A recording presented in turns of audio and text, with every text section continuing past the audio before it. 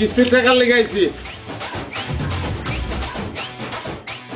ও আপনি আজকে তো কিস্তি দেওয়া যাবো না, আগামী সপ্তাহে আইসেন। এটা কেমন কথা কইতেছেন আপনি? আজকে সোমবার, আজকে কিস্তি দেওয়ার ডেট, আর আপনি কইতেছেন দিতে পারবেন না। এটা তো হইব না। আমার জামাই আজকে বাড়ি নাই, শ্বশুর শাশুড়ি দুজন সারা রাত ঝগড়া কইরা সকালবেলা চইলা গেছে বাড়ি ছেড়ে, জানি না কই গেছে। এগুলি তো আমার দেহনের বিষয় না। আমার অফিসের টাকা জমা দিতে হইব, না দিলে আমার বেতন থেকে কাইটা নিব। আর আমি যে নিজের পকেট থেকে দিমু, আমার পকেটে 20 খাওয়ানোর টাকাও নাই।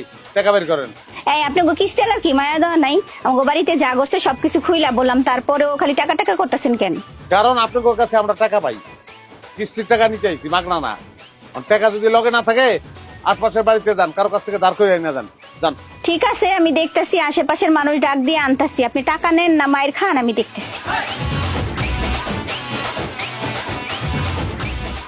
সর্বনাশ, কাগো টাকা দিলাম, টাকার বদলে তো মনে হয় মাইর খাবো।